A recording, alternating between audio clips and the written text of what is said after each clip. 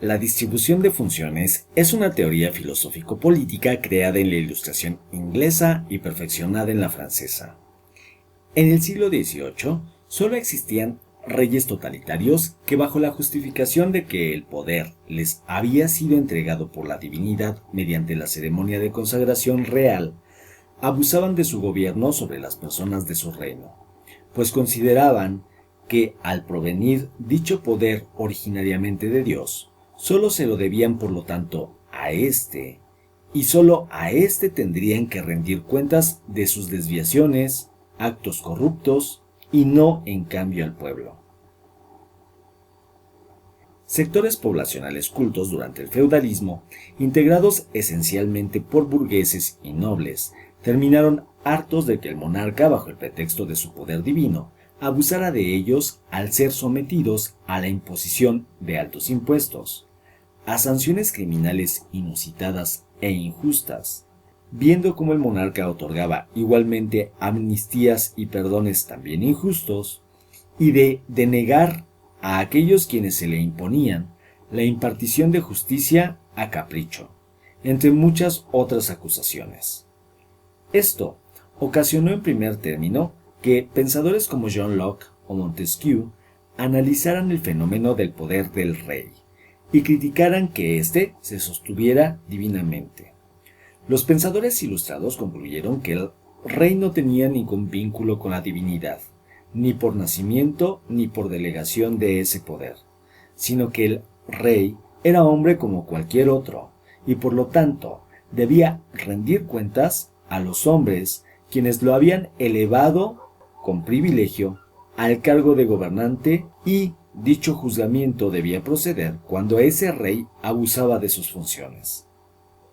Esta visión novedosa condujo también a estos pensadores a preguntarse si existirían o no mejores formas de gobernar al pueblo que la monarquía, y se cuestionaron cuáles serían los mejores sistemas para gobernar al pueblo, de tal manera que esos nuevos sistemas generaran justicia y libertad en favor de la ciudadanía. John Locke comenzó a elaborar las bases de la distribución de funciones, mismas que más tarde serían perfeccionadas por Montesquieu. Al estudiar cuáles eran las actividades que el rey realizaba para regir al Estado, dedujo John Locke que en Inglaterra éstas se distribuían en tres grandes grupos: funciones normativas, funciones de jurisdicción y funciones de administración y gobierno. John Locke concluyó que la concentración de estas tres actividades esenciales en la persona del rey eran las que hacían que este último se volviera totalitario y abusivo. Por lo tanto, lo ideal, propuso, era crear un modelo de gobierno ideal y que ya se practicaba precisamente en la Inglaterra de su tiempo, gracias a que el pueblo se revolucionó en 2 ocasiones e impuso al monarca la obligación de aceptar un congreso de 2 cámaras y de observar una especie de constitución primitiva denominada Bill of Rights o Declaración de Derechos. Más tarde, Montesquieu, en Francia, preocupado por los mismos problemas, se dio a la tarea de estudiar a los filósofos utópicos de su época como John Locke para intentar corregir los vicios y corruptelas de la monarquía francesa. Como resultado de las investigaciones de Montesquieu, este recuperó la obra de John Locke y la perfeccionó, considerando que para hacer efectiva la Constitución era necesario primero que el pueblo se diera cuenta que el poder no provenía de ningún dios o creador, pues en realidad la ciencia, por una parte, no demostraba su existencia. También estimó que, por lo tanto, era necesario que el pueblo se educara y percatara que el poder proviene del propio pueblo y que es éste quien elige gobernante,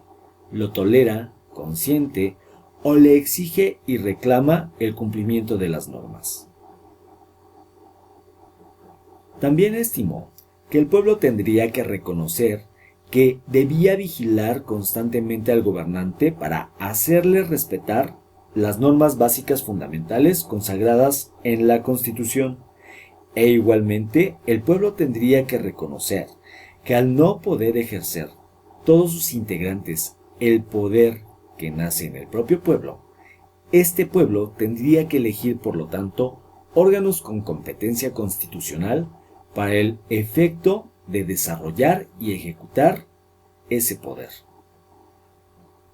Es Montesquieu quien afirma, por lo tanto, que se debe reconocer que el poder es uno, proviene del pueblo y el pueblo lo debe de ejercer para sí, y que el pueblo puede en cualquier momento modificar el ejercicio del poder a voluntad y consecuentemente la estructura del gobierno. También reconoció que el pueblo no podía ejercer el poder simultáneamente, sino que éste debería ser depositado en gobernantes provenientes del mismo. Las funciones que ejercerían esos gobernantes serían las tres planteadas por John Locke: funciones legislativas, ejecutivas y jurisdiccionales. Y éstas se encargarían a tres órganos separados: el Congreso, un titular de la Administración y en un Tribunal Supremo respectivamente. A esto es a lo que hoy se conoce como distribución de funciones, mal llamada en nuestros días división de poderes, pues como ya se comentó, el poder solo es uno y proviene del pueblo y es para el pueblo, pero se le distribuye en tres funciones para que no se totalice en una sola persona y se eviten de esta manera los abusos que el rey totalitario solía cometer.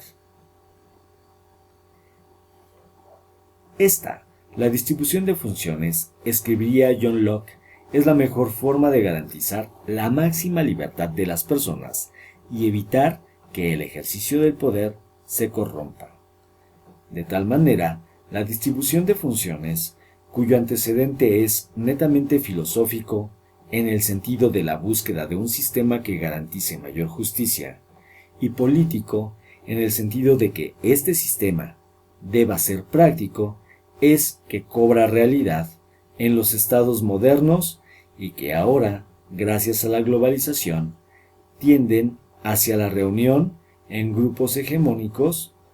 o integraciones. Espero este video relativo a la distribución de funciones y su relación con el poder ejecutivo te sea de utilidad. No olvides suscribirte y regalarnos un me gusta. Mi nombre es José Antonio Pipil Huasco y te deseo un excelente día. Hasta luego.